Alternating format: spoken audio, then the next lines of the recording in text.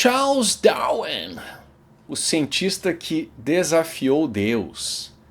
Boa noite, senhores. Me mandaram um vídeo com esse título e eu me alegrei muito. Porque eu adoro quando um ateu é sincero. Porque às vezes a gente vê ateu aí dizendo que não há problema nenhum, nenhuma tensão entre uma crença em Deus, ser cristão e o evolucionismo. Tá? Mas esse cara parece, do canal Nostalgia, parece reconhecer aquilo que qualquer pessoa que não sofre de cegueira consegue perceber, que é a tensão, obviamente clara, entre o darwinismo e uma crença religiosa, e principalmente em uma crença em um Deus criador. E isso não é só o canal Nostalgia que admite. O próprio Darwin, quando ele escreveu o seu segundo livro, The Descent of Man, ele disse que o seu segundo maior objetivo com a origem das espécies era exatamente provar que a criação especial era uma fábula, que não ocorreu, que as espécies tinham, na verdade, evoluído por seleção natural. Tá? Então, hoje em dia, os ateus que são mais negociadores, assim, né, mais gentis, eles dão a oportunidade do cristão permanecer cristão e teísta, desde que, obviamente, esse Deus não interfira com o processo evolutivo. Tá? E os evoteístas, do outro lado, vão dizer que não há nenhum tipo de tensão, que a evolução pode ser, pode se acasalar com a teologia e não há problema nenhum conflito com a Bíblia, nenhum conflito com a tradição da igreja, nada. Tá? E que não há nenhum tipo de maldade no campo dos evolucionistas, eles estão fazendo apenas ciência. Né? Então, me alegra muito ver alguém honesto que já no título, logo de cara, manifesta aí a tensão entre esses dois campos. Então vamos ver se o resto do vídeo ele mantém o mesmo tom. Tá? 1837. É um dia agradável de verão e um jovem cientista trabalha em seu escritório na Inglaterra. Ele analisa suas anotações e reflete sobre a natureza. Por que existem espécies tão diferentes de seres vivos? Como elas apareceram no planeta? Existe alguma relação entre essas espécies e aquelas que já foram extintas? E qual será o lugar dos seres humanos nessa história? Com estas perguntas em mente, o cientista escreve a frase "eu acho" em seu caderno. E, ao lado dessas palavras, desenha uma árvore. Mas não é uma árvore comum, e sim um tipo de árvore genealógica. Ela mostra como espécies dão origem a novas espécies, que por sua vez geram outras espécies, construindo assim a enorme diversidade da natureza. Este é um momento fundamental na história da ciência. Com este desenho, este cientista dá um passo importante para desvendar alguns dos maiores mistérios da vida e do passado da humanidade. Seu nome é Charles Darwin, e é neste verão que a teoria da evolução começa a ganhar forma em sua mente. Entretanto, Darwin sequer imagina como este momento transformaria sua vida. A partir daí, serão mais de 20 anos de trabalho até que a teoria da evolução seja publicada. E durante essas 2 décadas, Darwin vive uma vida dupla. Mesmo sendo um cientista respeitado, ele se vê obrigado a desenvolver sua teoria em silêncio. Afinal, nessa época, a maioria das pessoas, incluindo muitos cientistas, dizem que essa ideia de evolução é ridícula e sequer deve ser levada a sério. Assim, Darwin passa mais de 20 anos com medo de que seu grande segredo seja descoberto. Mas é também durante estas duas... Aí já começa as historinhas, né? A perseguição. E, coitadinho, o Darwin estava com medo ali dos cristãos maldosos que ridicularizavam sua ideia, ele estava escrevendo em segredo. Quanta tolice! Darwin trocou cartas e cartas e cartas com diversos pesquisadores, inclusive pesquisadores que eram cristãos. Asa Gray é um famoso, tá? E a razão de Darwin ter levado 20 anos para escrever esse livro não tem nada a ver com ele se esconder. Tem a ver com o fato que ele era lento mesmo, e ele queria acumular evidências, porque era uma ideia ainda que exigia uma boa argumentação. E contrário ao que esse sujeito está falando, todo mundo achava uma ideia ridícula, nós estamos falando do iluminismo. O evolucionismo ele já estava ficando, de certa forma, se não mainstream, pelo menos comum, popular, nos círculos ali revolucionários, principalmente da Escócia, da França e da Alemanha. O professor em Edinburgh, do Darwin, era um evolucionista, Robert Grant. Eu já dei palestras sobre isso. Darwin foi influenciado por mais de 20 pesquisadores que tinham ideias evolucionárias. Lamarck já tinha escrito um livro sobre isso, você já tinha lá o Chambers, que escreveu um livro sobre isso. Então você tinha as ideias iluministas que partiram da filosofia epicurista, que ganha popularidade ali na Renascença, com os escritos de Lucrécio redescobertos. Então, assim, olha a historinha, né? É o mesmo negócio com a Inquisição, mataram milhões, o cara já começa, né? Os malvadões lá, cristãos, estavam oprimindo Darwin, ele teve que escrever escondido. Olha, que bobagem. Isso é o centro do iluminismo, da revolução. O cristianismo estava já em decadência. Até os ditos cientistas cristãos eram todo esotéricos. Veja Newton, as ideias de Newton, totalmente esotéricas, gnósticas, etc. Então, mais uma fábula aí de darwinismo. Mas vamos lá. 2 décadas que Darwin tem a coragem de pensar nas perguntas que a sociedade não queria fazer e a determinação para procurar pelas respostas que a ciência não queria encontrar. E é dessa forma que ele escreve seu nome no panteão dos maiores gênios da humanidade. Afinal, Charles Darwin fez mais do que criar uma teoria científica. Ele mudou a forma como nós, humanos, olhamos para a nossa origem e também para nós mesmos.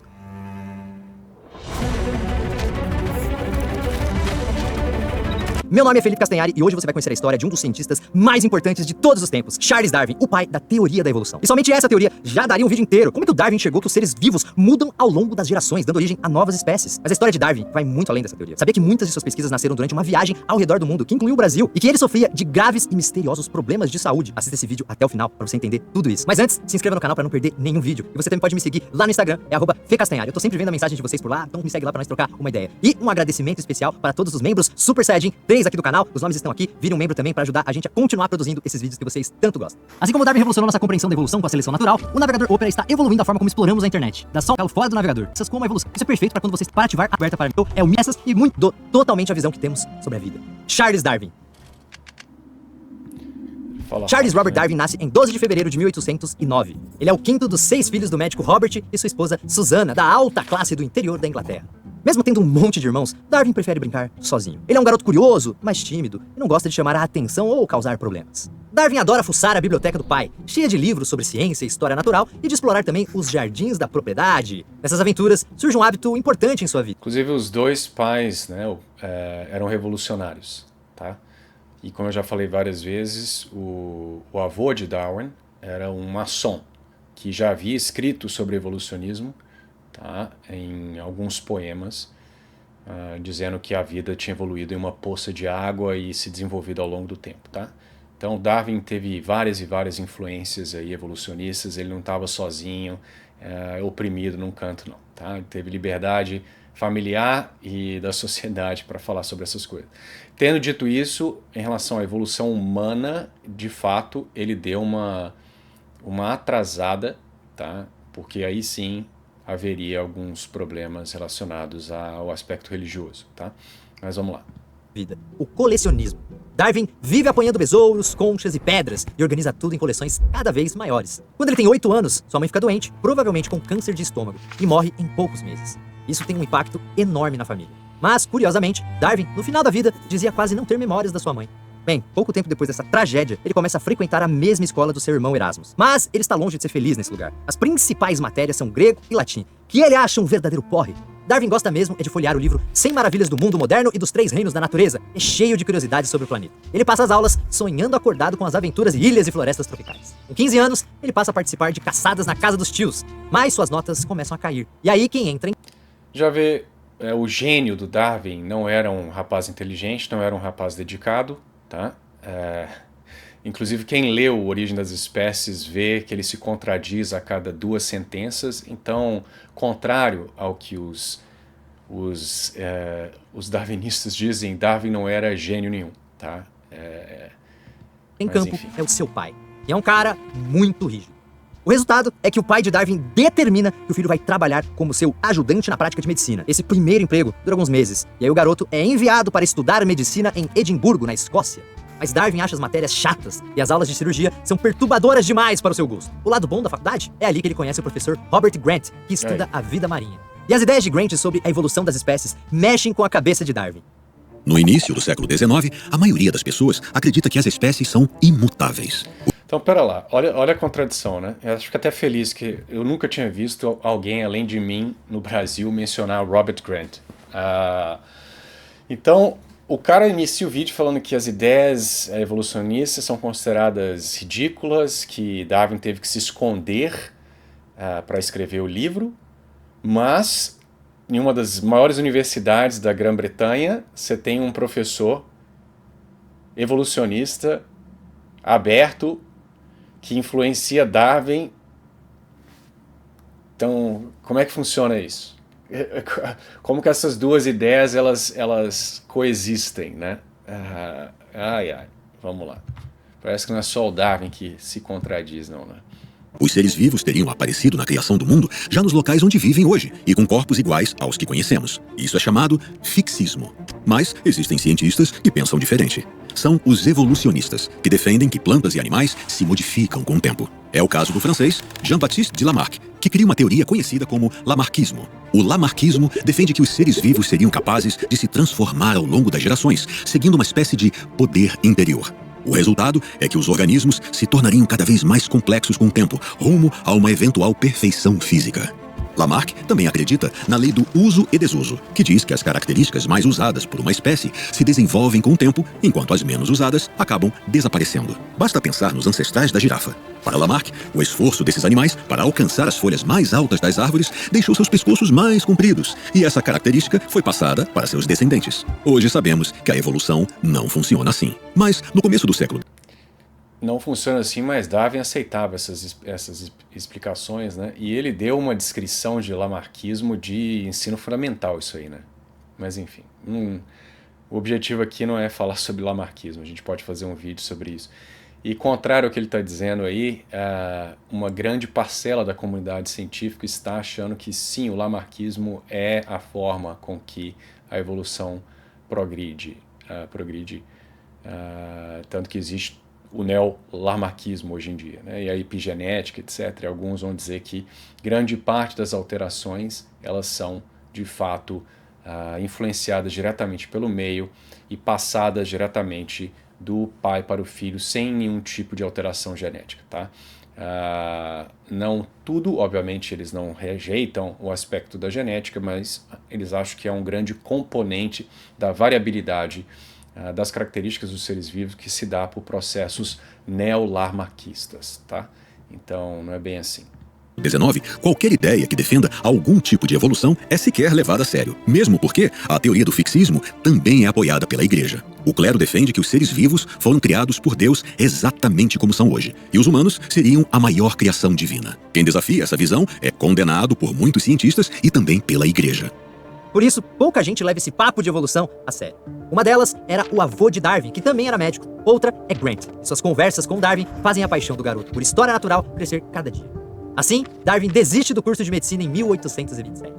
Quem não gosta nada disso é seu pai, que decide que só uma carreira religiosa vai dar um jeito no seu filho. Assim, Darwin é mandado para a Universidade de Cambridge para começar os estudos que o tornarão apto a se tornar sacerdote e assumir uma paróquia. E Darwin gosta dessa ideia, porque sabe que se assumir uma paróquia no interior, pode continuar com suas coleções de pedras e insetos. E em Cambridge, ele fica amigo do professor de botânica, o reverendo John Stevens Henslow. Não demorou muito e me tornei bem próximo de Henslow. Seus conhecimentos em botânica, entomologia, química, mineralogia e geologia eram imensos. Em um belo dia, Henslow recebe uma carta pedindo a recomendação de um cientista para integrar a tripulação de um navio que vai dar a volta ao mundo. Adivinha quem ele indica? Com o fim das guerras napoleônicas, em 1815, a Inglaterra se torna a maior potência do mundo. Assim, navios ingleses começam a sair em expedições para fortalecer o domínio britânico, incrementar o comércio e fazer pesquisas científicas. Em 27 de dezembro de 1831, o HMS Beagle deixa o porto, sob comando do capitão Robert Fitzroy. Seu objetivo principal é mapear a costa da América do Sul. De lá, o navio seguirá até a Austrália, antes de voltar para a Inglaterra. A bordo dele está Charles Darwin, com 22 anos, e o livro Princípios da Geologia, que acabou de ser lançado. A primeira parada do Beagle é em Cabo Verde, onde o Darwin vê uma floresta tropical pela primeira vez. Alguns dias depois, o navio chega à América do Sul, passando um dia em Fernando de Noronha e depois atracando em Salvador. Darwin se apaixona pela cidade e pela Mata Atlântica da região, mas como é contra a escravidão, fica bem incomodado com o número de escravizados que ele vê na Bahia. Depois é a vez do Rio de Janeiro. Darwin ok. É engraçado que ele sempre batem na tecla, o Darwin era contra a escravidão, mas eles nunca falam que ele achava que os negros lá africanos estavam mais próximos do macaco do que os europeus brancos estavam, né? Que algumas tribos africanas tinham pés preenses. Ele mostrava uma surpresa quando os negros africanos lá mostravam algum tipo de inteligência mais avançada. Esse aspecto ninguém costuma falar, né? Só fala ele era contra racismo, contra a escravidão, Passa 3 meses numa casa em Botafogo, explorando a região enquanto o Beagle mapeia o litoral. E é dessa casa que ele manda suas primeiras cartas para Henslow, na Europa. Aí, saindo do rio, o navio segue rumo a Montevidéu e Buenos Aires. Na Patagônia, Darwin faz uma descoberta impressionante. Fósseis de mamíferos gigantes, como preguiças enormes e tatus do tamanho de um fusca, que ele coleta e envia de volta para a Inglaterra. Aí é a vez da Terra do Fogo, lar do povo Yamana. Numa viagem anterior, o capitão Fitzroy tinha levado 3 Yamanas para a Europa. Eles foram convertidos ao cristianismo, aprenderam inglês e agora voltariam à tribo como missionários. Darwin só conhece os Yamanas que viajam no Beagle. Então, quando ele encontra a tribo desse povo nômade, que sequer usa roupas, fica chocado ao descobrir pessoas vivendo de uma forma que, para ele, parece completamente primitiva. Essa região é também o lar de várias emas. Algumas são bem grandes, outras menores. Os nativos dizem que as pequenas são filhotes, mas Darwin enxerga que elas são outro tipo de emas. E uma coisa que meio fora do contexto do vídeo aqui, né? Mas veja que tiraram os índiozinhos lá da América do Sul, levaram para a Inglaterra, ensinaram eles inglês, botaram em boas instituições de estudo e agora eles estão lá no barco, né? Essa realidade que o índio nunca teve contato com a civilização, já tinha o potencial para aprender matemática, etc., tal qual o branquinho lá na Europa, é uma das razões pelas quais Wallace, o cofundador do darwinismo, acabou rejeitando a ideia de que o homem havia evoluído somente por processos evolucionários. Porque não faria sentido que a evolução tivesse gerado características intelectuais que estariam ali basicamente dormentes, inúteis em uma população que vive de forma selvagem. E essa é a condição primitiva do homem. Então, por que o homem teria capacidade, potência de gerar estudos de física quântica, sendo que ele está ali no matinho, fazendo dancinha, comendo peixe e acreditando no Deus Rio e Deus Sol. Tá? Então, essa capacidade humana latente que existe nas tribos foi uma das razões pelas quais Wallace abandona a ideia totalmente ateia da evolução humana. Tiveram outras coisas que eu já falei sobre, vou colocar aqui em cima, se eu me lembrar, em uma live. Tiveram outras características humanas que fizeram Wallace abraçar um tipo de espiritualismo e uma evolução guiada. Isso também nunca nos é ensinado na escola, né? Wallace quase nunca é mencionado, e quando é mencionado só falam que ele tinha a ideia igual a do Darwin, mas nunca mencionam que ele não acreditava em evolução humana não guiada, né? Mas enfim, vamos lá. Isso dá um nó na sua cabeça. Por que uma espécie de emas surgiria numa região que já tem outro tipo de emas? Em junho de 1834, o Beagle começa a mapear a costa oeste da América do Sul. Darwin, numa expedição nas cordilheiras dos Andes, fica doente e acaba acamado. Não sabemos ao certo o que ele teve, mas é possível que seja doença de Chagas, transmitida pela picada de um inseto chamado barbeiro. No Chile, Darwin testemunha 2 eventos enormes. Um é a erupção do vulcão Osorno, na Cordilheira dos Andes. E o outro, no começo de 1835, é um violento terremoto. Após os tremores, Darwin descobre que o solo do litoral está 3 metros mais alto que antes do terremoto. O livro de geologia que ele lê na viagem defende que as terras de algumas partes da América do Sul se ergueram do mar. E Darwin percebe que acabou de testemunhar isso em primeira mão. Eu sempre senti que devo a esta viagem a primeira educação ou treinamento real da minha mente. Testemunhei de perto vários ramos da história natural. E, portanto, meus poderes de observação, que já eram bastante desenvolvidos, melhoraram muito. Em setembro de 1835, o Beagle chega à etapa mais famosa da viagem, as Ilhas de Galápagos. E o que chama a atenção de Darwin são as tartarugas gigantes desse arquipélago. Conversando com o governador local, ele fica sabendo que a forma do casco das tartarugas muda de ilha para ilha. Isso rola também com os pássaros das ilhas, chamados de tordos imitadores, pois conseguem imitar diversos sons que escutam. Darwin percebe que os tordos de uma ilha são levemente diferentes dos de outras ilhas. E é prestando atenção nesse detalhe que ele passa um mês explorando as ilhas e coletando espécimes que manda para a Inglaterra. Aí o Beagle entra na última parte de sua jornada, passando pelo Tahiti e Nova Zelândia, onde faz contato com outros nativos e missionários. Depois de uma passadinha pela Austrália, o navio segue para as Ilhas Cocos para investigar um atol de corais. Atol de corais? Que diabo é isso? Na época, ninguém sabe ao certo como os recifes de corais surgem. Os geólogos acreditam que eles cresceriam no topo de montanhas submarinas. Já os atóis, aqueles recifes arredondados com uma espécie de lagoa no meio, teriam essa forma por crescerem sobre a cratera de vulcões submersos. Mas Darwin sabe que corais não poderiam crescer nas profundezas do oceano, pois tiram seu alimento de algas que precisam de luz solar para viver. E a resposta que ele procura aparece quando começa a explorar ilhas vulcânicas. As águas ao redor dessas ilhas são repletas de corais. Ao estudar o solo, Darwin percebe que muitas dessas ilhas estão afundando no oceano. E aí entra um dos seus grandes talentos: a facilidade de encontrar padrões e semelhanças em fatos que não parecem ter nada a ver um com o outro. Quando a ilha vulcânica está acima da superfície, os corais nas águas ao seu redor são pequenos. Mas Darwin enxerga que quando essa ilha começa a afundar, os corais crescem, ocupando novos espaços com luz solar que aparecem conforme a ilha diminui de tamanho. É assim que surgem os recifes. Ele também observa que quando a ilha afunda totalmente, os corais assumem a forma arredondada dos atóis, permanecendo na superfície, exatamente no local que era ocupado pela ilha. Essa é a primeira grande descoberta de Darwin. E, no século XX, diversos estudos provaram que ele está correto. Assim, o Beagle inicia o seu retorno, chegando à Inglaterra. Já está pintando a história, né? Darwin é um gênio, observador, etc. Eu vou pegar uma água aqui, porque eu tô com um pouco de febre, dá licença. Só para falar que eu não critico Darwin o tempo inteiro, eu acho que ele era um bom observador, tá? Agora, entendam também que Darwin teve uma oportunidade quase cientista que a vasta maioria de nós não tem, né? Hoje em dia, um cientista não tem aí 3 meses para sair viajando e ficar observando. Naquela época, os naturalistas eram ricos, né? Eles podiam ficar lá sentadinhos no jardim deles, estudando plantinhas por anos a fio, sem precisar arrumar financiamento, tá? Sem precisar publicar artigo. Então, é óbvio que os naturalistas daquela época, não que Darwin tivesse um talento especial, porque ele tinha tempo hábil para ficar olhando para as coisas, porque ele era rico, né? E naquela época não tinha essa pressão de peer review, né? Mas enfim, vamos continuar, porque esse vídeo é longo, né? Terra em 2 de outubro de 1836. E durante os quase 5 anos de viagem, Darwin se tornou uma celebridade científica. Enquanto Darwin viajava, muitos cientistas tinham lido trechos das suas cartas e ficado maravilhados com as coleções de fósseis e animais que ele mandava para a Inglaterra. Quando ele volta, todo mundo quer falar com ele. Uma dessas pessoas é o geólogo Charles Lyell, autor do livro Princípios da Geologia, que Darwin leu durante a viagem. O outro é um amigo de Lyell chamado Richard Owen, um anatomista e professor de medicina prestigiado e com acesso às instalações do Colégio Real de Cirurgiões. É nesse colégio que os fósseis da viagem são analisados. Um é um crânio de um animal parecido com uma capivara, só que grande como um hipopótamo. Outro é uma criatura que na época é vista como uma espécie de tamanduá, mas com o tamanho de um cavalo.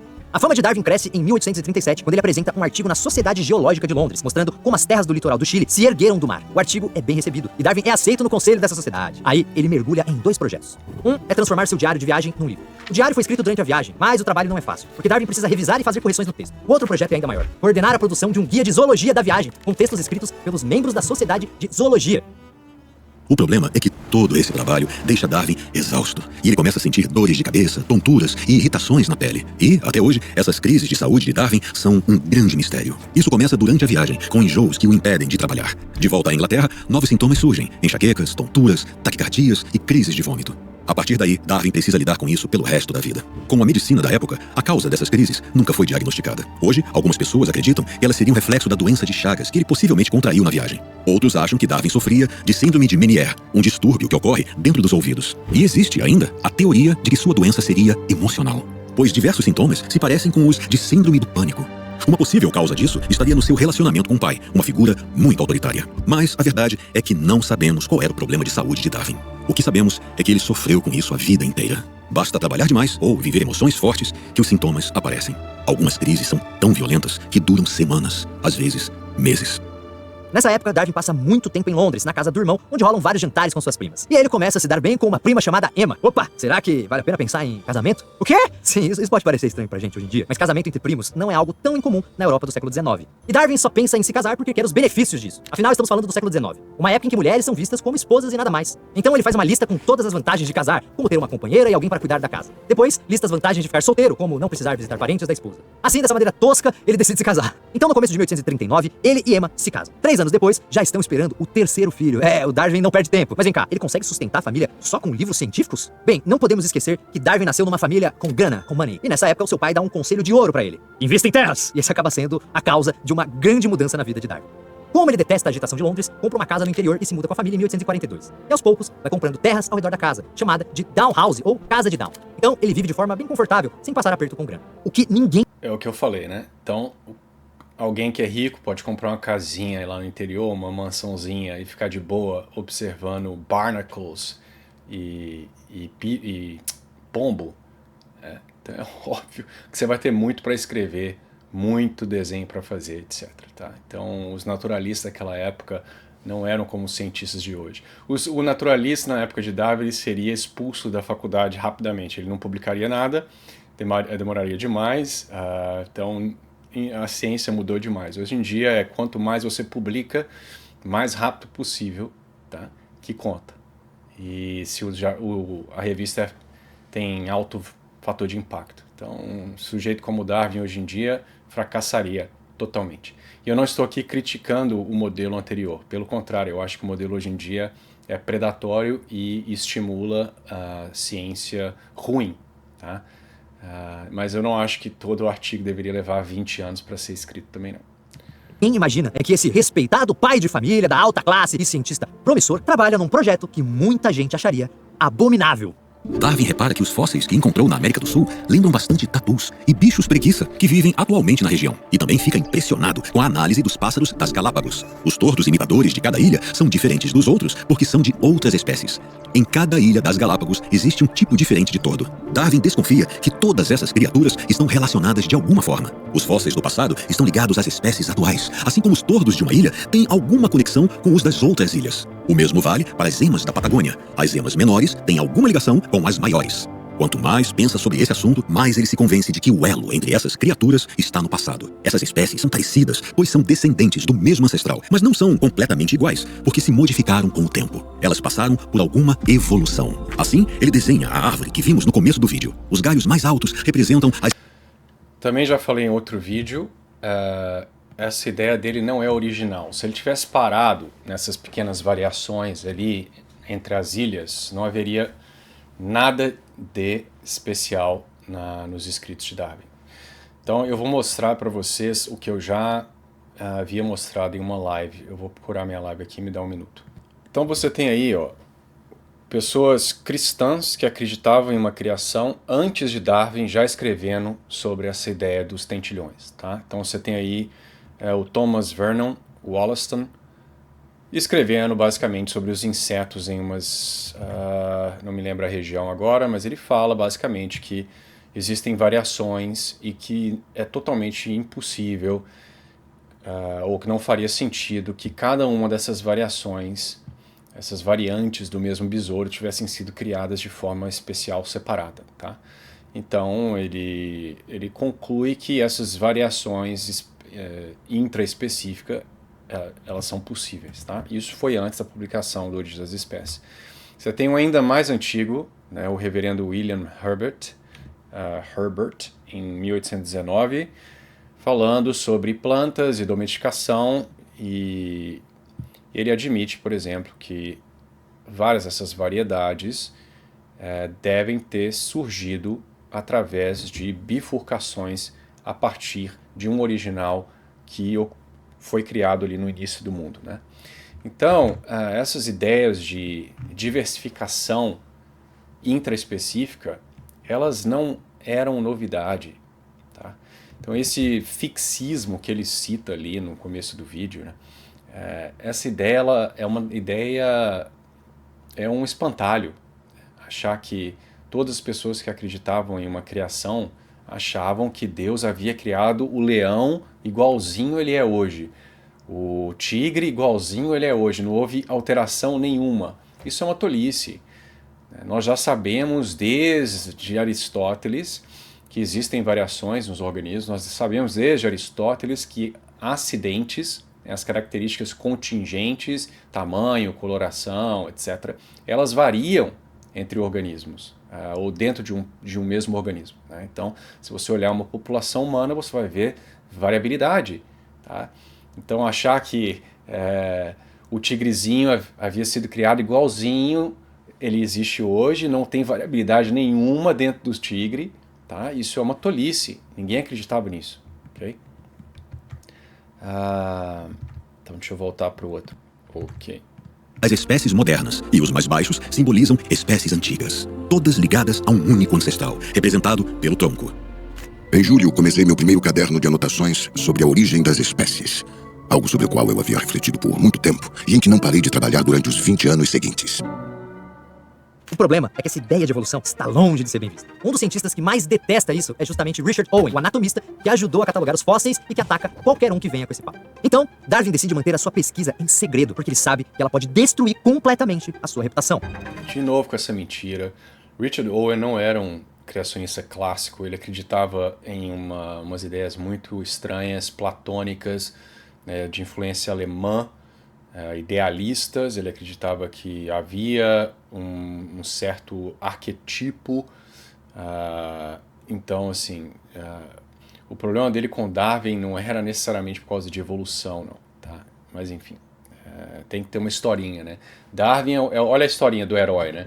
Darwin era vitimizado, ele sofria muito com doença, com perseguição, ele teve que se esconder dos cristãos, ele era um gênio que descobriu várias e várias coisas, mal compreendido, tá vendo? Olha a narrativa, para te deixar assim, com muita simpatia em relação ao Darwin, né? Isso é estratégico, tá? É óbvio que é estratégico. Quando Darwin se muda para o interior, ele retoma a sua pesquisa sobre recifes de corais. Isso rende, em 1842, uma monografia, ou seja, um trabalho científico bem aprofundado. Aí ele mergulha em novos trabalhos de geologia. O primeiro é o livro Observações Geológicas em Ilhas Vulcânicas, publicado em 1844, com observações feitas durante a viagem. E o livro tem um aspecto muito inovador. Darwin adora química. E isso é útil quando ele estuda ilhas vulcânicas na viagem, porque percebe que a lava de um vulcão, ao esfriar, forma minérios diferentes, com composições químicas diferentes. Com isso, ele se torna um dos primeiros cientistas na história da geologia a mencionar esse fato. Logo em seguida, Darwin mergulha na produção de um novo livro. Assim, surge Observações Geológicas na América do Sul, de 1846, trazendo evidências de como partes deste continente se ergueram do mar. Este livro marca uma virada na vida de Darwin. Com o diário de viagem, a coleção de zoologia e os livros de geologia, ele usou todo o material coletado na viagem. Opa, todo não, faltava uma craca dentro de uma gaveta. Sabe quando você está na praia e vê um monte de coisas que parecem conchinhas grudadas numa pedra? Aquilo são animais marinhos chamados cracas. E quando passou pelo Chile, o Darwin coletou uma craca e ainda não tinha dado devida atenção ao bichinho. Nessa época, os cientistas tinham descoberto que as cracas são parentes de lagostas e caranguejos. Como não existe um estudo aprofundado sobre esses animais, Darwin bate no peito e fala: deixa comigo, como a craca é pequena, ele acha que o trabalho vai ser rápido. Só que não existe trabalho rápido na mão de Darwin. Afinal, um dos motivos dos seus estudos serem brilhantes é o cuidado que ele toma com todas as suas pesquisas. Darwin... Uai, mas ele não passou 20 anos escrevendo por causa da perseguição e do segredo? E ele estudou tanto tempo os barnacles, né, essas cracas, que no fim ele começa a odiar esses bichos. Não consegue nem olhar para esses bichos mais, né? Então é isso. lê muitos livros e artigos científicos. E é aí que entra seu arquivo, com pastas para cada tema que acha interessante. Cada dúvida ou ideia que tem, enquanto lê, vai para a pasta daquele assunto. Quando Darwin quer se aprofundar no tema, seu arquivo guarda tudo que ele leu e pensou sobre o assunto, como se fosse um HD externo do seu cérebro. Mas o centro de tudo são seus cadernos, onde Darwin anota tudo que pode usar em pesquisas. Coisas que vê no dia a dia ou aprende em conversas, tudo vai para os cadernos. Essa organização ajuda muito Darwin na produção dos seus livros. Primeiro, ele faz um resumo com os principais tópicos. Depois, estuda o material que possui sobre cada tópico até entender como abordá-lo. Aí sim, começa a escrever. Parece cansativo? E é, mas Darwin segue uma rotina definida, alternando trabalho e tempo de lazer junto com a família. E nunca abre mão das caminhadas no campo, que ele adora fazer enquanto pensa sobre seus projetos. Todo esse cuidado na pesquisa faz com que seus trabalhos demorem muito. Isso rola com as cracas, especialmente depois que o Darwin manda cartas para museus pedindo fósseis de cracas para comparar com aquela que ele coletou no Chile. Mas logo o excesso de trabalho faz sua saúde fraquejar mais uma vez, com enjoos e fortes dores no peito. E o medo que ele tem da pesquisa sobre cracas não ser bem recebida pelos cientistas parece piorar ainda mais os sintomas. Quando essas crises começam, é Emma que cuida da saúde do marido. Mas dessa vez, nem ela consegue resolver, e Darwin parte para uma clínica de hidroterapia, onde faz caminhadas e banhos de água fria para melhorar a sua circulação. Após algumas semanas... Bom, então a craca também... já que ele tinha medo do pessoal receber o trabalho dele sobre a craca, então quer dizer que havia o pessoal anti-craca, achava que a turminha lá, da mesma forma que tinha os criacionistas anti-evolução, existia o pessoal anti-craca, que achava que craca não existia e o trabalho dele ia ser mal recebido. Ou será que Darwin era um cara extremamente inseguro e... de baixa autoestima e com sérios problemas aí psicológicos além destes, né? E de saúde. Então, veja aí, né? O herói. Ele melhora e consegue voltar ao trabalho. A essa altura, ele já está estudando Cracas há 4 anos. A ideia é lançar 2 livros, e o primeiro é publicado em 1851. Mas aí, a tragédia bate na porta da sua casa. No começo de 1851, Darwin tem 7 filhos. Na verdade, seriam 8, mas uma menininha nascida em 1842 morreu ainda bebê. Ele é um pai excelente, que adora ficar com os filhos e está sempre brincando com eles. Em 1849, sua filha mais velha, Anne, pega escarlatina, doença que é uma das principais causas de morte infantil na época. Ela nunca se recupera 100%, e em 1851, morre com 10 anos. Darwin fica arrasado, porque morre de medo que seus filhos não sejam saudáveis, já que ele e Emma são primos. Mas a maior dor vem do fato de que Anne era sua filha preferida e muito apegada ao pai. No final da vida, Darwin se assume agnóstico, ou seja, acredita que a existência de Deus não pode ser negada nem provada. E um dos motivos de Darwin adotar essa visão de mundo é a morte de Anne. Ao perder a filha preferida, Darwin perde também qualquer tipo de crença. Sofremos Também, uma única tristeza muito grande com a morte de Anne, em Malvern, em 24 de abril de 1851, quando ela tinha apenas 10 anos. Ela era uma criança doce e afetuosa. E tenho certeza de que teria se transformado em uma mulher adorável. Às vezes, lágrimas ainda brotam nos meus olhos quando penso no seu jeito doce. então, mais uma vez, né? O coitadinho do Darwin perdeu a filha, não sei o quê. Mais uma fábula, né? Darwin não perdeu a fé por causa da morte da filha, tá? Ele já era... A família dele não era religiosa, tá? A razão do pai tê-lo colocado lá em Cambridge para se tornar um pastor anglicano, o que é que seja, é por causa do status da profissão. Uma vez que ele falhou na medicina, que seria, né, exatamente ali um alto status, principalmente naquela época, a segunda melhor opção era virar algum tipo de clérigo, né? Então, tinha nada a ver porque a família era extremamente religiosa, não? Os pais eram revolucionários, ok? O avô era um maçom. Então, Darwin já era extremamente pouco religioso, ele não era... talvez nunca tenha sido, de certa forma, um anglicano, e se perdeu a fé, já no Beagle ele já não era religioso, tá? Então não tem nada a ver com a morte da filha. Isso aí é uma historinha que se conta, né? Pra dar aquela ideia, aí tá vendo, o ateu pético não percebe que Deus é malvadão, aí percebe que, na verdade, Deus não existe, essas besteiras de sempre, tá? Com tudo isso, o projeto sobre evolução avança lentamente. Mas o estudo com cracas colabora com a pesquisa porque Darwin consegue listar as semelhanças que existem entre cracas e caranguejos. Para ele, isso prova que esses animais têm a mesma origem, ou seja, o mesmo ancestral. São diferentes porque cada um evoluiu de uma forma. Ele também fica empolgado a descobrir que a craca que encontrou no Chile é fêmea. A maior parte das cracas são hermafroditas, ou seja, possuem órgãos sexuais masculinos e femininos. Se essa espécie se separou em macho e fêmea, é porque passou também por essa transformação. Então Darwin tem um mapa de evolução das cracas na sua mesa. Ele enxerga como elas se tornaram diferentes dos caranguejos e como continuar evoluindo depois disso. Tudo está se encaixando na pesquisa. Mas será que um dia o mundo estaria pronto para... Eu acho que essa figura é a figura do Origem das Espécies e ela é uma figura geral descrevendo o processo evolutivo e ela não tem absolutamente nada a ver com craca, tá?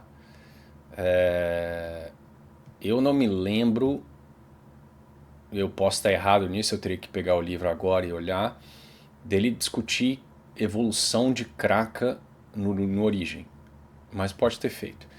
Mas enfim, essa figura é a única figura do Origem das Espécies e eu acho que não tem nada a ver com craca. E como continuar evoluindo depois disso. Tudo está se encaixando na pesquisa. Mas será que um dia o mundo estaria pronto para conhecer esse estudo?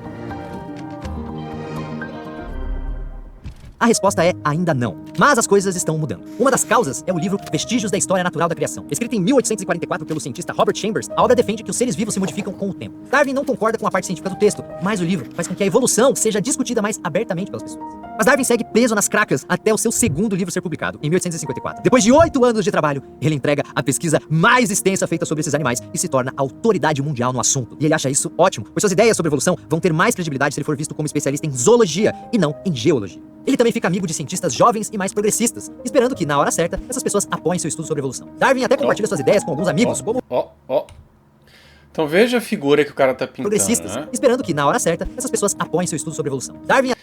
Isso aqui, mais à frente, se ele for mencionar, né, isso é importantíssimo, né? Porque a única razão que o darwinismo pegou vapor, né, foi por causa das influências ali dentro da academia, né? O próprio Charles Lyell, você tinha ali o Bulldog de Darwin, Thomas Huxley, essas pessoas, principalmente o Huxley e o Clube X lá dos ateus agnósticos, promulgaram Darwin fortemente, tá? Inclusive o dito bulldog de Darwin, que o defendia em todo canto, porque o Darwin era um frouxo e não tinha coragem de falar em público, ele não acreditava em seleção natural, tá? Ele era extremamente crítico. E mais ao final ali, Darwin começou a ficar inclusive incomodado com as defesas que o bulldog fazia e mandava cartas para Thomas Huxley dizendo, olha, a pintura que você está mostrando do evolucionismo não é a que eu acredito, tá? Mas o Huxley não estava convencido da hipótese de Darwin. Mas o Darwin falou lá no Descent of Man que o ponto principal, junto com negar a criação divina, era que os organismos haviam evoluído por seleção natural. Então, como que o bulldog de Darwin pode defender o darwinismo em público no lugar de Darwin, sem acreditar em seleção natural? O que isso nos mostra? Nos mostra que Huxley estava se utilizando de Darwin para promulgar uma ideia anticristã, porque ele era um ateu. Eu não gosto da palavra agnóstico, acho que isso é uma invenção. O agnóstico é efetivamente um ateu, tá?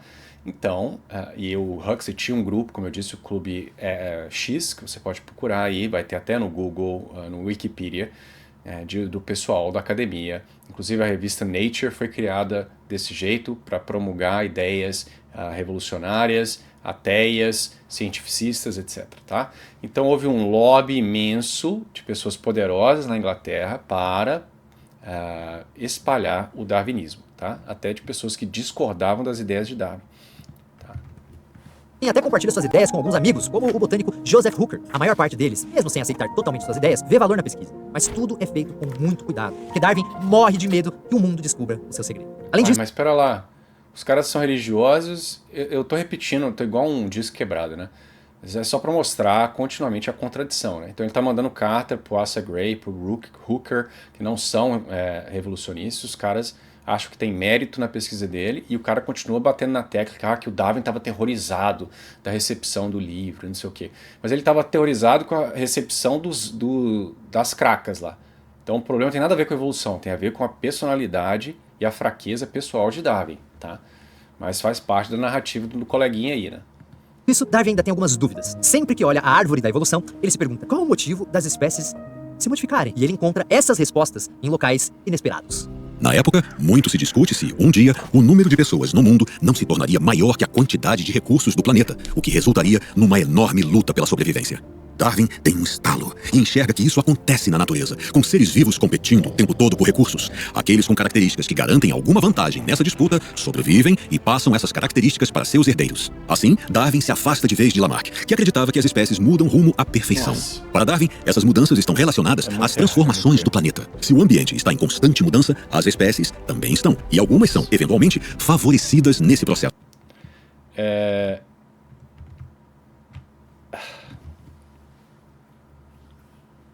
Até perdi o fio do raciocínio. Muito erro, cara. Darwin não abandona de vez Lamarck. Pelo contrário, se você lê Origem, que essa galera nunca lê, ele defende uso e desuso, efeito do ambiente, tá? Inclusive ele fica cada vez mais lamarquista nas edições posteriores do Origem das Espécies, ok? Mas mesmo na primeira edição, o lamarquismo está lá, tá? As ideias de Lamarck estão lá, ok? E qual que foi o outro ponto ali que ele falou? Dá a entender que ele descobre, né, que a ideia de população, comida ser produzida em uma velocidade menor do que a população crescer e ter um caos social, como se ele coloca como se fosse uma ideia assim, né, mainstream. É isso aí não, essa era a ideia de nossa, esqueci o nome dele, Thomas Malthus, né, que era inclusive eugenista, né, achava que tinha que haver um certo controle populacional, as pessoas não deviam casar, ter filhos, sei lá das contas, né, antinatalista. E essa leitura de Thomas Malthus, esse clique, ele ocorre já no Beagle, não agora. Né? Nós estamos aí na narrativa dele, o quê? Já em 1954, não foi agora que rolou esse clique. Ele tinha o livro lá no Beagle, e a leitura do Malthus foi aquilo que ele precisava para concluir seus pensamentos sobre evolução. O que mostra que, mais uma vez, como eu também já falei no mesmo vídeo, as ideias de Darwin, elas não nasceram na biologia, ou ao menos não nasceram totalmente na biologia. Tem influência de sociologia, ideias falsas de sociologia, né? Porque Malthus estava completamente errado, né? Hoje nós temos uma população que Malthus jamais teria imaginado possível, né, chegar e não está faltando comida. Se falta comida é por causa de distribuição, pobreza, não porque falta recurso no mundo, né? Mas enfim. Então, os antepassados da girafa não esticaram o pescoço para serem perfeitos. Na verdade, aqueles que possuíam pescoço maior eram capazes de apanhar alimento nos galhos mais altos das árvores. Com isso, esses seres prosperaram na luta pela sobrevivência, e essa característica foi transmitida aos seus descendentes. Lembrando que este processo é lento e gradual, e acontece em milhares ou até mesmo milhões de anos. Outra inspiração de Darwin está nas fábricas inglesas. Ao invés de ter uma multidão de trabalhadores brigando por espaço para realizar a mesma tarefa, as fábricas da época apostam na especialização dos operários. Assim, seus funcionários são divididos em grupos, cada um especializado numa única atividade e atuando em seu próprio espaço. Com cada grupo ocupando um setor diferente e sem interferir com o trabalho dos outros, a fábrica atinge o máximo de sua capacidade. Para Darwin, as mudanças nos seres vivos fazem com que a natureza funcione como uma fábrica inglesa. Quando existem muitas espécies competindo no mesmo local, algumas passam a explorar novos nichos ou ecossistemas onde a competição é menor. Ou seja, essas espécies seriam como os operários que aprendem uma especialização e passam a atuar num único setor da fábrica, escapando da competição acirrada com muitos outros seres vivos pela sobrevivência. Então, a essa altura... Então, cadê a biologia na teoria de Darwin, né? Então, veja as influências do cara, né? Você vê que o evolucionismo é uma ideia que sai totalmente ali da sociologia, da economia, é uma filosofia, tá? Errada. Darwin já entende que as espécies sofrem modificações com o tempo, podendo criar novas espécies. E também sabe que isso acontece por causa da luta pela sobrevivência. Falta entender como essas mudanças começam a aparecer fisicamente no corpo de um ser vivo. Essa é uma resposta que ele encontra iniciando a sua criação de pombos. Darwin se torna especialista nessas aves, analisando órgãos e medindo ossos, e descobre que a natureza possui variações minúsculas, quase imperceptíveis a olho nu. Alguns pombos têm asas pontudas, outros plumagem mais fina. Isso resolve o enigma. Da mesma forma que criadores cruzam aves com essas diferenças para criar novos tipos de pombos, a natureza ganha novas espécies quando essas variações passam de uma geração para outra. Mas claro que nem todas as variações funcionam. As mais frágeis ou que geram problemas, eventualmente, desaparecem. E em 1858, Darwin está pensando sobre tudo isso quando o carteiro aparece com uma encomenda do naturalista Alfred Russel Wallace. Esse cara é amigo do Darwin e envia para ele o esboço de um artigo científico sobre como as espécies se modificam. Então veja as influências de Darwin, né? E agora é o X da questão, que eu também já discuti. Darwin, observando pombos, ele acaba transferindo o intelecto humano, a teleologia, a direcionalidade para a natureza. Então, se você lê o Origem das Espécies, ele não fala de raramente ele fala de variedades sendo sobrevivendo, umas deixando mais ou menos filhos. Ele sempre personifica a natureza. Ele fala que a natureza seleciona. A natureza tem muito mais tempo à disposição e seleciona as variações muito mais ínfimas, imperceptíveis, que um criador não conseguiria detectar. Então ele atribui à natureza um poder de seleção mais forte do que o do criador, o que é uma coisa completamente absurda, tá? Como a gente já discutiu, o homem ele sabe aquilo que quer e ele seleciona com força. Você pode manipular toda a questão da vida do animal de forma a alcançar esse fim, tá? Você pode selecionar quais os indivíduos que você quer que se reproduzam. Você pode, se você quiser aumentar a variabilidade da sua população, você pode trazer indivíduos de fora, né? Então um fluxo gênico ali assistido. Você pode, você controla as pestes, os predadores, você cria esses animais. Então o coeficiente de seleção de um humano em uma população ali domesticada é muito maior, ordens de magnitude maior do que a sobrevivência ali diferencial de organismos da natureza, tá? Então, Darwin dizer que porque o homem seleciona variedades, logo a natureza selecionaria variedades de forma muito mais forte e com muito mais tempo, logo as variedades se tornariam espécies, é um salto que não se segue, ok? Então é isso, é basicamente essa a ideia do cara, ok? E como nós já discutimos, é uma ideia que não sustenta, essa extrapolação ela não sustenta. Os criadores eles chegam num ponto que há uma barreira ali de desenvolvimento, de compromisso, de trade-off das características de um organismo que você não pode ficar puxando indefinitivamente para gerar, sei lá, um pombo com uma pena de tal tamanho. Vai chegar um ponto que não dá para você fazer isso do ponto de vista físico, do ponto de vista de trade-off, esse animal será inviável.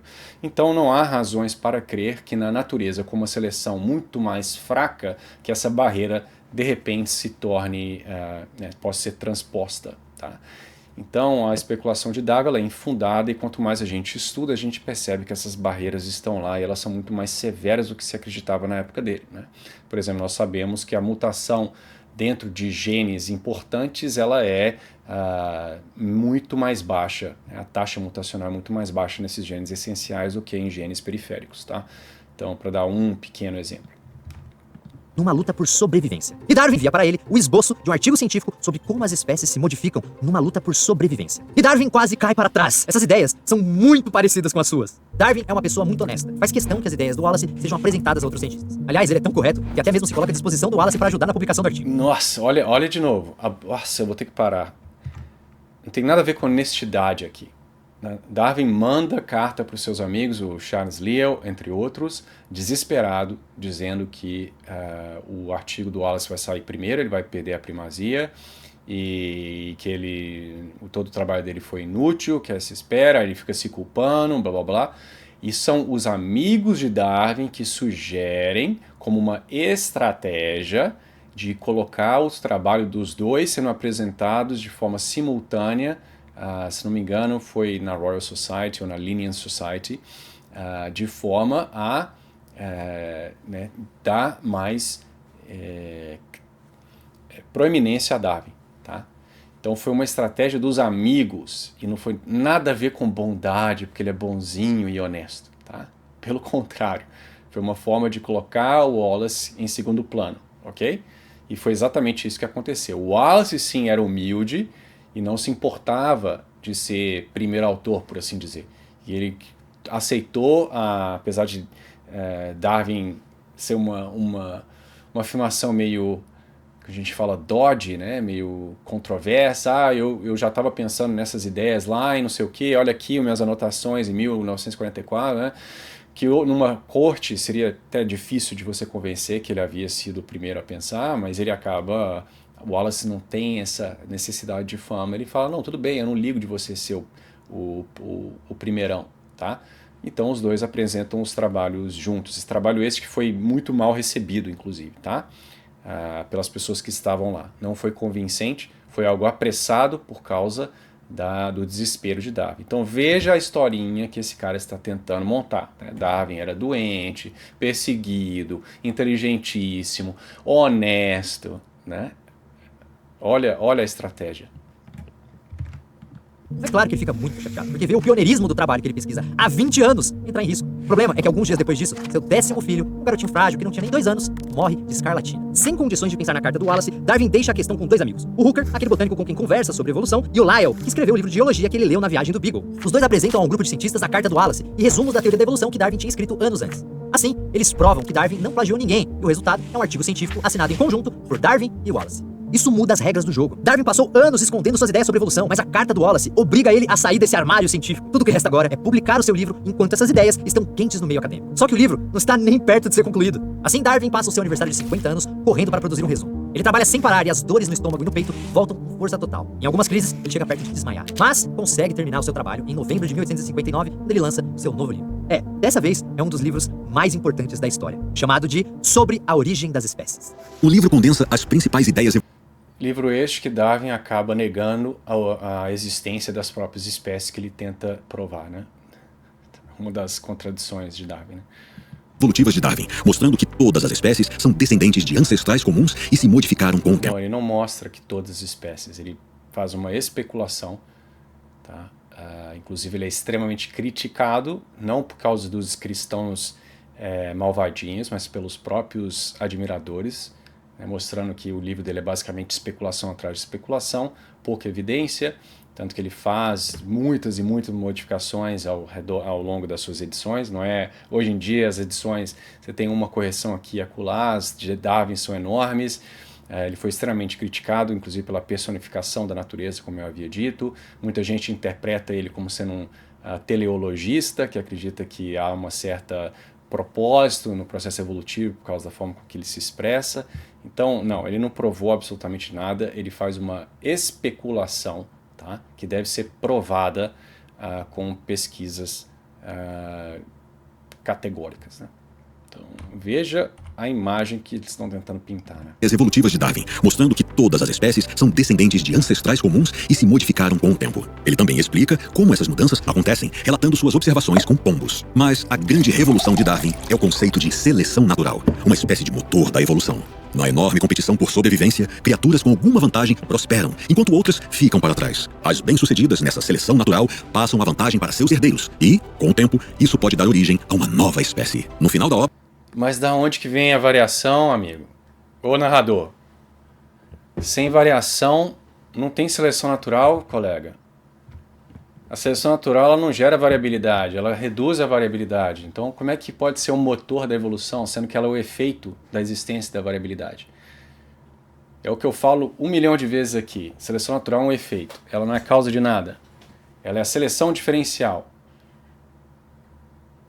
Então, qual é a ideia que Darwin nos dá da geração de variabilidade? Ele não nos dá, ele fala que são leis de desenvolvimento, leis morfológicas, que a gente não sabe quais são. Então, a evolução, para ela ter qualquer credibilidade, ela tem que ter um mecanismo de geração de variabilidade. Sem ela, não há filtro. E Darwin não nos dá nenhum. Inclusive ele aí usa muito de Lamarck, que vai dizer que as variabilidades podem ocorrer por causa do uso e desuso, não sei o quê, das condições ambientais, etc. e tal. Que ele disse que, né, Darwin não aceitava, né? Mais um erro crasso. Mas enfim, então de onde que vêm as variabilidades? É isso que a gente quer saber. E eu falo isso para os evolucionistas modernos também. De onde que vem a variabilidade? Para fazer a nova espécie. Porque a seleção natural sozinha, meu filho, vai fazer nada. Fazer nada. Vai reduzir a variabilidade. Obra, ele mergulha na distribuição geográfica dos seres vivos, mostrando como eles se dispersam pelo planeta, ocupando novas regiões. Essa parte contou com vários experimentos, com Darwin testando se sementes conseguem germinar depois de passar semanas em água do mar ou em cocô de pássaros. Assim, ele mostra que a natureza possui vários métodos para que as espécies se espalhem pelo planeta. Este é, sem dúvida, o principal trabalho da minha vida. Foi dito algumas vezes que o sucesso sobre a origem das espécies provou que este assunto já estava no ar, ou que as pessoas estavam prontas para essas ideias. Eu não acho que isso seja totalmente verdade. O livro sobre a origem das espécies eu não vou vende me muito repetir. bem, mas divide a Inglaterra. De um lado, ateus e progressistas adoram as ideias do Darwin. Já do outro, religiosos e conservadores atacam o livro. Um desses ataques é publicado de forma Bom que ele fala, né? Eu não preciso falar nada. Ateus e progressistas adoram a ideia de Darwin. Não preciso falar nada. anônima, metendo o pau na evolução e elogiando o Richard Owen, aquele anatomista amigo do Darwin. Sabe o que é pior? Darwin descobre que o autor da resenha é o próprio Owen. Mas eles não eram amigos? Esse Owen tem tanta raiva assim da teoria da evolução? Ou é só inveja mesmo? Bem, o Owen é um cara brilhante, e inclusive é o criador da palavra dinossauro. Mas é teimoso e muito arrogante. Fica mordido ao ver as pessoas lendo sobre uma ideia que ele já criticou várias vezes. Aí, ataca o Darwin dessa forma covarde.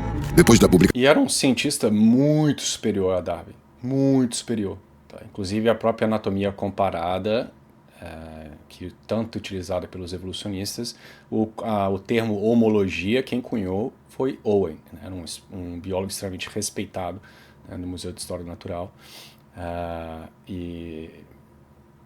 Mas tinha um temperamento estranho, mas era um cientista muito mais renomado do que Darwin, tá? De Sobre a Origem das Espécies, Owen se tornou meu grande inimigo, não por causa de alguma desavença entre nós, e sim, até onde posso julgar, por inveja do sucesso que o livro atingiu. E o que o Darwin faz a respeito disso? Nada. Ele não faz nada porque ele odeia polêmicas. O mesmo não pode ser dito dos seus amigos, como o biólogo Thomas Huxley, chamado de Bulldog do Darwin, porque defende as ideias do amigo com unhas e dentes. O resultado é que ele vai para cima do Owen e a grande briga dos dois gira em torno de gorilas. Owen faz questão de demonstrar que gorilas e humanos são totalmente diferentes. Mas Huxley não concorda com isso. Aí começa a briga, que termina quando Huxley prova que o cérebro dos macacos possui hipocampo, algo que Owen dizia que só existia no cérebro humano. Essa guerra dos gorilas é só um exemplo do racha que a teoria da evolução causa na Inglaterra. E o ponto central dessa divisão é Darwin. Mais uma vez, Owen é um anatomista, tá? Um dos maiores anatomistas da Inglaterra. Quem que você acha que estava correto nessa discussão com o Thomas Huxley? e que se torna um ícone para os cientistas que querem apagar a visão religiosa da ciência. É nessa época que o termo darwinismo começa a ser usado, seja como elogio ou como ofensa pelos dois lados dessa briga. Mas e o Darwin nessa história? Bom, ele acompanha as brigas da sua casa no interior, não se metendo na confusão e entra numa fase bastante produtiva, estudando orquídeas. Darwin é fascinado pela forma como as abelhas ajudam na reprodução de flores. Quando a criação de orquídeas vira moda na elite inglesa, ele mergulha de cabeça nisso, escrevendo um livro sobre polinização de orquídeas por insetos em 1862. Mas esse trabalho tem um preço, e Darwin, mais uma vez, começa a ter dores de cabeça e enjoos. A pele do seu rosto começa a ficar muito irritada, e ele deixa crescer uma barba enorme para disfarçar os vermelhões. É assim que ele ganha aquele rosto de Papai Noel que é famoso até hoje. Depois seu interesse muda para trepadeiras, e ele começa a cultivar essas plantas para entender como elas crescem. É um trabalho tão detalhado que ele usa até diagramas e cronômetros para entender o padrão de crescimento de cada espécie. Isso rende uma nova monografia em 1865. E Darwin continua fazendo pesquisas com a sua criação de pombos para entender como novos tipos de pombos surgem graças à seleção artificial, ou seja, a ação de criadores. Ele cruza espécimes diferentes e passa horas medindo bicos e ossos para ver como cada característica é passada de uma geração para outra. E finaliza a pesquisa em 1868 com o livro Variação de Animais e Plantas sob Domesticação. Mas vem cá, e a evolução dos humanos, que foi só mencionada de leve no Sobre a Origem das Espécies? Ninguém fala sobre isso? Bem, em 1856, a descoberta dos vestígios de um homem de Neandertal surpreende o mundo. E a briga entre Owen e Huxley, que mostrou que cérebros de humanos e gorilas são parecidos, esquenta ainda mais esse tema. Com o debate cada vez mais acirrado, Darwin decide entrar na conversa. O resultado é um dos seus livros mais importantes, A Descendência do Homem e Seleção em Relação ao Sexo, de 1871. No livro, Darwin mostra que somos parecidos com outros mamíferos, pois temos ancestrais em comum. E afirma... Darwin mostra que somos descendentes de outros mamíferos porque temos um ancestral em comum. Eu não preciso nem falar da circularidade aqui nessa frase e no pensamento, né? Darwin não mostra nada, ele propõe uma hipótese que deve ser provada, ok? que nossa inteligência é parecida com a de cães e macacos. Sim, somos mais inteligentes, mas apenas porque o desenvolvimento dessa inteligência garantiu vantagens para nossos antepassados. É como se nossa inteligência fosse um prédio de 10 andares e a de cães e macacos uma casa térrea. Nossa inteligência é maior, mas não é diferente. Ele também aponta que diferentes raças humanas são apenas variações dentro da mesma espécie. Todos os humanos são humanos, independente de cor de pele. Mas hoje sabemos que algumas ideias do livro estão erradas. Por exemplo, Darwin aponta que uma pessoa que vive na Inglaterra é superior aos indígenas da América do Sul. Uma visão preconceituosa e desconsidera que pessoas fora da Europa têm suas próprias culturas e saberes. Outro erro surge na parte sobre a seleção sexual. Não é só cultura não, meu filho. Ele achava que eles eram biologicamente inferiores. Tá? Não adianta você passar pano, não. Darwin é claro que esses grupos de humanos, eles são mais próximos do chimpanzé, dos macacos, do que o branco europeu, ok? Inclusive ele fala que alguma das tribos lá, o sujeito tem pés semiprenses, ele fala que eles são brutamontes, que têm instintos animalescos. Então o pessoal progressista, inclusive hoje, alguns estão querendo cancelar o Darwin, tá? Por causa das suas visões, ok? Então, ele também falou uma outra coisa ali. O que foi? Isso aqui, né? Então você vê já que Darwin era um materialista, né? Então, para Darwin, havia simplesmente uma diferença de grau na inteligência entre homem e cachorro, e macaco. Então, é um processo contínuo, tá? E isso também nós sabemos que é uma tolice, né? Existe uma diferença ontológica entre a inteligência humana e a inteligência dos macacos, né? Nós somos capazes de raciocinar, derivar conceitos, formar proposições, verdadeiramente pensar, ter vontade, fazer escolhas, deliberações que os animais não conseguem. Não é uma diferença de grau, é uma diferença de kind, né? De espécie, sei lá, não sei a terminologia em português. Então, o salto ontológico precisa de um poder infinito para ser rompido. Não pode ser por um processo material, tá? Mas, enfim, não estamos aqui para provar a imaterialidade do intelecto nesse vídeo. Mas é só para mostrar aquilo que eu já havia dito, né? Darwin abraça um materialismo. Ele reduz o intelecto a matéria. Então tudo passa a ser uma diferença de grau. Humanos são humanos, independente de cor de pele. Mas hoje sabemos que algumas ideias do livro estão erradas. Por exemplo, Darwin né? aponta que uma pessoa que vive na Inglaterra é superior aos indígenas da América do Sul. Uma visão preconceituosa e desconsiderada. Igual o livro lá, Animal Farm, né? Uns são mais, eu me lembro a frase agora, né? Uns são mais ou menos importantes que o outro, ou mais, eu não lembro agora. Mas mesma coisa para Darwin. Uns são mais ou menos humanos do que outros, né? que pessoas fora da Europa têm suas próprias culturas e saberes. Outro erro surge na parte sobre a seleção sexual. Darwin cria esse conceito para explicar que características não essenciais para a sobrevivência estariam ligadas à reprodução. É só pensar na cauda do pavão. O pavão não precisa ter a cauda bonita para sobreviver, mas para atrair fêmeas. Até aí, tudo bem. Só que Darwin pisa na bola quando leva essa questão para os humanos, dizendo que a competição por fêmeas deixou os homens mais fortes e inteligentes, enquanto as mulheres se tornaram apenas vaidosas. Sim, para Darwin, as mulheres ocuparem um segundo plano na sociedade é normal, pois ele enxerga que esse teria sido o caminho da nossa evolução. Peraí, então Darwin tem visões racistas a respeito de indígenas e também machistas? Sim. Mas não podemos esquecer que toda pessoa é um produto do seu meio. Darwin é homem, branco. Ah, tá vendo? Não, a culpa não é do Darwin, é o meio que fez ele assim. Não existia nenhuma pessoa naquela época que não fosse igual ao Darwin, tá? E até hoje tem gente defendendo exatamente essas ideias aí de seleção sexual, colocando mulheres como criaturas inferiores, biologicamente falando, etc. No meio do Red Pill, no meio dos próprios evolucionistas que acham que o tamanho do pinto humano evoluiu porque a mulher gostava de pinto maior. Nós já reagimos a vídeos sobre isso, que os seios das mulheres evoluíram porque homens queriam seios maiores. Então essas ideias ainda estão extremamente vivas, tá, na mentalidade. E o racismo ainda existe, tá? A ideia de que os nossos antepassados, como neandertais, que eram só humanos, estavam lá andando de quatro com o porrete na mão, com cara de bobo. Essas ideias aí é o mesmo espírito, tá? É o mesmo espírito preconceituoso, ok? A evolução humana é sempre, né, na África. É óbvio que tem o fator, né, dos fósseis estarem lá, mas até hoje em dia, essa ideia já está começando a cair. Estão falando que não, pode ter surgido na Europa, mas havia sempre uma insistência, o homem evoluiu na África. Então, assim, esse racismo científico, ele durou muito tempo e ainda existe, tá? Só que mais disfarçado. Cresceu na elite britânica. Por mais que ele tenha visões avançadas para o seu tempo, como, né, ser contra a escravidão, ele dificilmente estaria livre de muitos pensamentos equivocados e atrasados típicos do mundo em que ele vive. Mas a grande polêmica do livro não é culpa do Darwin. Ele aponta que a seleção natural, ou seja, a competição entre espécies pela sobrevivência, não se aplica no mundo civilizado. Afinal, temos asilos, hospitais. Na civilização, o mais fraco não é obrigatoriamente extinto, como na natureza. Mas algumas pessoas interpretam isso de forma enviesada. E ele reclama disso, tá? Ele reclama disso, fala que é péssima essa ideia, que é uma pena. Ele não, obviamente, sendo um covarde, ele não vai dar o último passo dizendo que tem que começar a eliminar esse pessoal, mas ele fala que é uma tristeza, que você tem os irlandeses lá, aqueles porcos semi-brutos que se reproduzem, têm muitos filhos, os enfermos. Engraçado, porque ele é um cara totalmente enfermo, né, falando que esse pessoal seria melhor que eles não estivessem sendo curados, tá? Então esse detalhe, vamos ver se ele vai admitir que o Darwin fala. Na civilização, o mais fraco não é obrigatoriamente extinto, como na natureza. Mas algumas pessoas interpretam isso de forma enviesada, defendendo uma ideia chamada de darwinismo social, onde pessoas mais fortes deveriam prevalecer sobre as mais fracas. Para essas pessoas, o destino daquelas que eles veem como inferiores é desaparecer, pois seria a lei da natureza. Mas que fique claro que Darwin é contra essa visão ridícula. Para ele, ajudar os mais fracos vai contra a seleção natural, mas é uma demonstração de empatia, algo que Darwin... Tá vendo?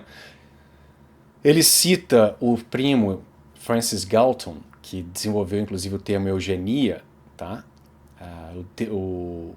O Galton se baseia fortemente em Darwin, e Darwin não o contraria. Inclusive no Origem das Espécies, no Descent of Man, ele se utiliza fortemente dos estudos de Galton. Esse cara nunca leu, tenho certeza absoluta que ele nunca leu Origem das Espécies, ele nunca leu Descent of Man. Se ele tivesse lido, ele veria lá claramente que Darwin lamenta, como eu disse, a existência dessas instituições, mas que é algo que infelizmente o humano tem essa simpatia e não tem o que fazer, mas ele lamenta. Considera o elemento mais ajudar os mais fracos vai contra a seleção natural, mas é uma demonstração de empatia, algo que Darwin considera o elemento mais nobre da natureza humana. Empatia em relação aos animais, tá? Que ele fala no livro. Ele considera o fato que nós temos empatia em relação ao cachorro é a maior das nossas virtudes, tá? Então, todos os problemas modernos estavam lá em Darwin. Eugenia, racismo, ambientalismo, tudo. Materialismo reducionista, tudo. Você mostra os dentes quando está bravo ou ergue as sobrancelhas quando fica surpreso? Sabia que alguns animais também agem assim? Isso é porque a capacidade de expressar emoções é mais uma prova de que possuímos ancestrais em comum com diversos animais. Este é um dos grandes argumentos do livro A Expressão das Emoções no Homem e em Animais. No livro, ele mostra como as raças expressam alegria e tristeza, prazer e dor. Como de costume, Darwin recebe informações de cientistas de outras partes do mundo. Macaco é o contrário, né? Quando ele mostra o sorrisão dele lá, é que ele quer te matar, né? Mas veja, olha esse vídeo, né? Então, mostrar a similaridade entre organismos que já se sabia desde sempre que existiam é prova que eles têm uma ancestralidade comum, sendo que essa é exatamente a hipótese que deve ser provada. E depois o pessoal fica reclamando que eu falo o tempo inteiro de pensamento circular. Tá? Isso aqui não tem nem a desculpa, na época de Darwin era uma hipótese, mas agora não é mais. Não, nós estamos falando do próprio Darwin. Então o cara está aqui nos dizendo que ele apontar similaridades entre os organismos se trata de uma confirmação da ancestralidade comum. Como que isso não é relatos sobre hábitos de gaúchos, indianos e por aí vai. E o livro, publicado em 1872, é um dos primeiros da história a usar fotografias. É depois desse livro que entramos na última década da vida de Darwin, que é muito produtiva, mas por motivo amargo. Com 63 anos, ele sente que sua vida está perto do fim e decide então finalizar todas as suas pesquisas. Mas espera, antes ele ainda precisa lidar com Owen. Com a teoria da evolução sendo cada vez mais aceita, o Owen decide, na maior cara de pau, roubar a ideia do Darwin. Essa não seria a primeira vez. Owen dizia ser o descobridor de um dinossauro chamado Iguanodon, mas na verdade ele roubou o trabalho de outro pesquisador. E ele tenta fazer isso de novo falando pra todo mundo que escreveu antes de Darwin que as espécies se modificam. Dessa vez Darwin não deixa quieto. Ele aproveita uma nova edição do Sobre a Origem das Espécies para incluir um texto sobre cientistas que defenderam a evolução antes dele. E deixa bem claro que Owen até escreveu que espécies podem se modificar, mas nunca falou sobre evolução ou seleção natural. Então não tem e nunca teve nada a ver com esse assunto. Com isso... Nunca teve nada a ver com isso. Olha a história do cara, velho. Nossa. Então tem que ter um vilão também. É um livro, é uma historinha que esse cara tá contando, né? O Darwin é o herói, ele tem um vilão, um inimigo lá principal na historinha dele, ele é mal compreendido, ele é doentinho, ele é honesto, ele ama os filhos. Olha a historinha que esse cara tá tentando passar, de um santinho do Darwin. Olha como ele se contradiz. Então Darwin desmascara Owen e fala que ele não tem absolutamente nada a ver com a evolução. Owen estava querendo roubar as ideias de Darwin. E aí o cara escreve um livro reconhecendo que Owen falou sim sobre variabilidade e evolução, só não utilizou a terminologia de seleção natural. Portanto, ele tem uma certa originalidade, né? O termo de seleção natural, a ideia da seleção natural é nova, que também não é verdade, já havia sido publicada antes, tá? Mas isso é uma outra conversa que a gente pode ter. Eu não acho que Darwin tenha tido acesso às ideias de seleção natural que vieram antes dele, tá? Mas uma pessoa inclusive o acusou de plágio, e ele lê o trabalho do cara e admite em cartas que realmente parece que a ideia lá existiu nos escritos desse sujeito, mas como ele escreveu sobre negócio de navio e madeira, e estava lá num livro que tinha absolutamente nada a ver com zoologia, enfim, não teria como as pessoas terem tido acesso a essa informação, né? Mas enfim, vejam a ideia desse sujeito aí do canal, né? Então, Darwin admite que Owen havia escrito sobre isso, só faz o adendo de que ele não falou sobre seleção natural, e aí esse cara fala que não, que Owen nunca falou nada, não tinha absolutamente nada a ver com a discussão de seleção natural, de evolução, e ponto, acabou. Olha as contradições, né? Querendo colocar, mais uma vez, na historinha, Darwin é um visionário, as ideias dele são muito únicas, ele fez algo extremamente diferente, ele tem um vilão que queria destruí-lo, né, etc. É uma historinha, Resolvido, Darwin volta a focar nas suas pesquisas, sentindo que sua saúde está piorando cada vez mais. Uma delas é sobre plantas que comem insetos. Ele aprende tudo sobre esses vegetais, desde o que faz seus tentáculos se moverem até a forma como digerem suas presas, o que rende o livro Plantas Insetívoras, de 1875.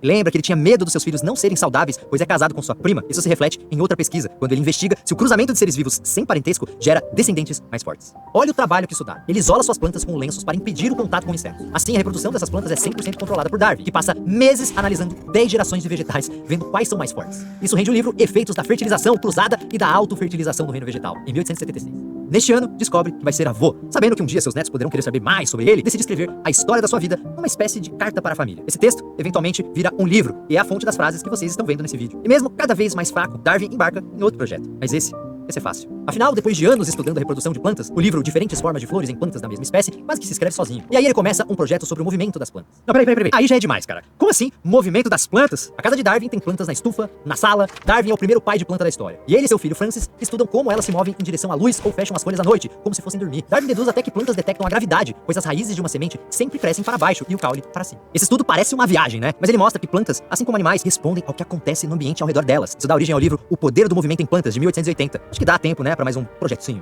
Sim, Darwin decide então falar sobre minhocas, passando a receber minhocas da Inglaterra inteira pela sua rede de correspondentes. Dessa vez, ele conta com um ajudante especial, seu netinho de 5 anos. Os dois descobrem que minhocas evitam a luz e adoram cenoura, mas o foco é a relação entre as minhocas e o solo, que dá origem ao livro Formação das Camadas Vegetais pela Ação das Minhocas, de 1881. Pronto, todas as pesquisas de Darwin estão finalizadas e publicadas. Durante 4 décadas, foram mais de 10 livros, com estudos inovadores sobre geologia, botânica e zoologia. Isso sem falar, claro, em Sobre a Origem das Espécies, que traz uma das teorias científicas mais importantes da história. Mas a sensação não é de dever cumprido. Sem novas pesquisas para fazer, ele se sente perdido e melancólico, e não tem vontade de começar um projeto novo, pois sabe que corre o risco de deixá-lo pela metade.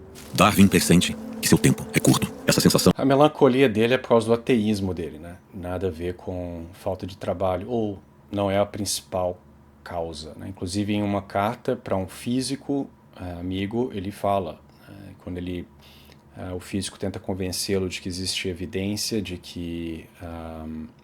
eu vou pegar a citação aqui, porque é melhor, porque eu não vou lembrar o nome dele agora. Carta para William Graham. Entretanto, você expressou a minha convicção interna de forma muito mais viva e clara do que eu poderia ter feito, de que o universo não é o resultado do acaso. Mas aí me vem aquela dúvida horrível que sempre aparece: se as convicções da mente do homem, que foram desenvolvidas a partir da mente dos animais mais baixos, têm algum valor ou são confiáveis. Alguém confiaria nas convicções da mente de um macaco se houvessem convicções em uma mente como esta? Então, nós já demos esse argumento aqui, inclusive a mais recente formulação desse argumento é dado pelo Thomas Nagel, no livro que ele critica o neodarwinismo, né? Que se você acredita no evolucionismo, que a sua mente surgiu a partir de processos evolutivos, então você não tem confiabilidade nenhuma no intelecto, porque a evolução não está nem aí para a veracidade das suas convicções. O que importa é sucesso reprodutivo e sobrevivência. Tá? Então o Darwin começa a ficar aí já melancólico, como todo ateu. O ateísmo traz todos esses problemas e enfim. Então vamos terminar porque eu quero dormir. A tensão aumenta quando ele passa mal no passeio e descobre que seu coração está fraco. Daí em diante, sua saúde só piora. Com 73 anos, passa os dias respondendo cartas e jogando gamão com Emma, e está cada vez mais abatido. Em 15 de abril de 1882, Darwin passa mal durante o jantar. É o começo do fim. 3 noites depois, outra crise. No dia seguinte, sua consciência vai e vem. Num dos últimos momentos de lucidez, diz para Emma: Eu não tenho medo da morte. Nunca se esqueça da ótima esposa que você foi para mim. Diga a todos os nossos filhos que não se esqueçam de como eles foram bons para mim. Depois do almoço, perde a consciência e não acorda mais. Às 4 da tarde do dia 19 de abril de 1882, Charles Darwin, o cientista que desvendou os segredos da vida, morre em casa, nos braços da esposa. Desvendou os segredos da vida. A notícia da sua morte corre... Morreu nos braços da esposa, né? Era um homem familiar. Mas enfim, naquela época realmente o pessoal tinha mais virtude, né, do que hoje em dia, né? Inteiro em manchetes de jornal. Seu corpo é sepultado na abadia de Westminster, ao lado de grandes nomes da história britânica e próximo ao túmulo do físico Isaac Newton. Milhares de pessoas, incluindo cientistas e colegas, estão presentes na cerimônia, menos sua esposa. Emma não vai ao funeral. Ela prefere ficar em casa, pois é ali que se sente mais perto do marido. E realmente, Darwin ainda vive em todas as partes da residência.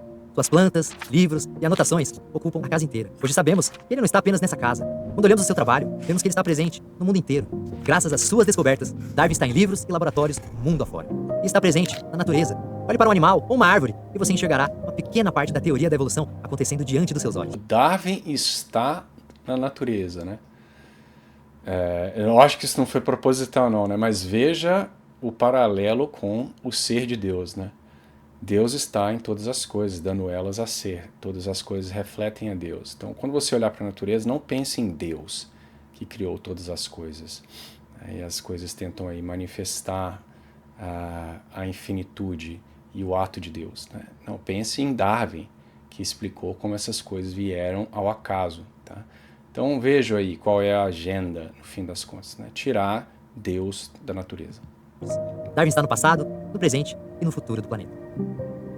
Darwin fez muito mais que mudar a história da ciência. Ele desvendou alguns dos segredos da vida e, mais importante, teve a coragem de revelar o nosso papel na natureza. Isso é muito importante. Se sabemos quem somos e como chegamos aqui, podemos escolher de forma sábia o caminho que nossa espécie deve seguir. E Darwin adoraria que esse caminho fosse repleto de conhecimento e harmonia com as outras espécies que dividem o planeta conosco. Me lembro. Olha aí, né? Então vejam. Então Darwin respondeu às perguntas que sempre atraíram a humanidade, né? Darwin respondeu perguntas filosóficas com uma teoria científica. Estranho, né? De onde viemos, qual é o nosso propósito, o que devemos fazer. Aí esse cara termina aí com essa historinha, né? Esse filme que ele produziu aí. Com essa mensagem otimista, né? Darwin queria que nós vivêssemos em harmonia com a natureza. Mas espera lá, a ideia de Darwin é que a natureza está em perpétua guerra. A natureza está em perpétuo conflito. É uma luta pela sobrevivência. O que importa é aqueles que têm vantagens passem suas características para frente. Então, em um mundo darwinista não tem essa harmonia. Tem o conflito. Qualquer coisa vale, porque a moralidade ela deixa de ter qualquer sentido. O que importa é realmente o sucesso reprodutivo. E que mundo é esse com valores darwinistas? A gente vê hoje em dia. É um mundo com aborto liberado, com o pessoal achando que árvore e humano têm o mesmo valor, que pode matar criança, mas não pode cortar a árvore, ou melhor, né? As árvores têm mais valor que o humano, que matar a criancinha com síndrome de Down pode, porque ela é defeituosa e vai, né, contribuir negativamente para o pool genético da população, vai viver uma vida de sofrimento. Enfim, esse é o mundo darwinista que nós estamos vivendo hoje, e é um mundo totalmente em caos, né? Mas, de acordo com esse sujeito aí, o Darwin ajudou o homem a perceber o seu propósito e vamos viver em harmonia com o planeta, né? A historinha do cara, né? Mas enfim, nós estamos aí 1h20, né? Foi um vídeo muito longo. Quem reclamar que foi em 75% mais rápido aí, sorry. Eu não sem chance de escutar esse vídeo na velocidade normal. Então é isso, galera. Se você chegou até aqui, eu acabei esquecendo de falar no começo, né? Meu nome é Rômulo, eu sou biólogo atuante, tenho um doutorado pela Universidade de Oxford. Eu sou especialista em evolução, já estudei muito a vida de Darwin, então antes que você comente aí que eu não sei do que eu estou falando, eu provavelmente sei mais do que você, tá? Não que todos, mas geralmente o pessoal de comentário de YouTube eu sei mais que você, tá? Mas você fique à vontade, obviamente, para apontar os erros que eu cometi, e eu devo ter cometido alguns, é um vídeo longo, sem edição, e os vejo no próximo vídeo. Até mais.